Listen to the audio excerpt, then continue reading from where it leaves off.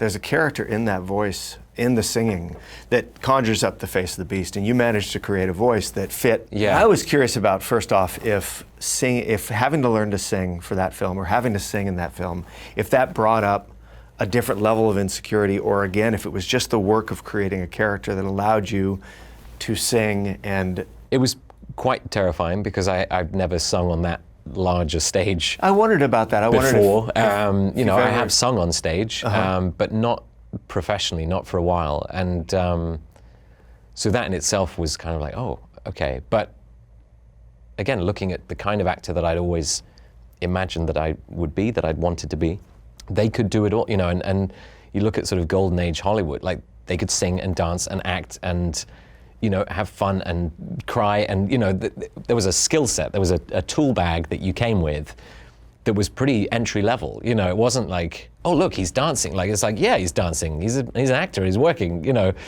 he should be dancing. But finding a way that the beast would sound in and amongst this insane technology that was being used, and the way I looked on set was so inherently just crazy. I looked like a giant hippo, you know, on stilts, and right. But it really came out of teeth about these fangs that they made when we were maybe going to use the sort of prosthetic route instead of a sort of CGI.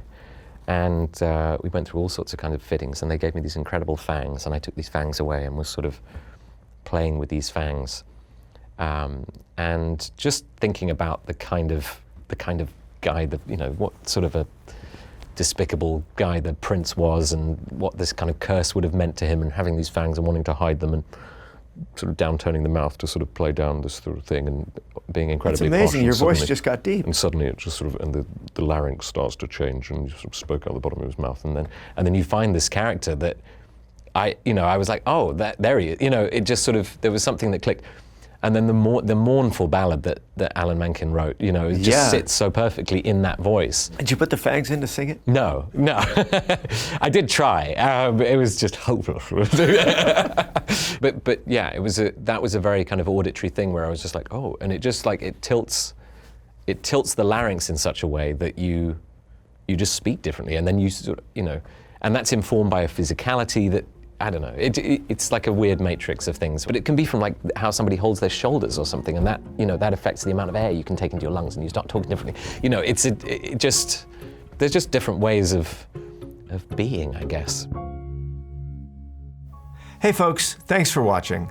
If you like what you just saw, then why not subscribe? Click right here for lots more off camera. And if you want to see the hour-long version of these conversations, I'm going to give you the secret link. Here it is, offcamera.com. Check it out.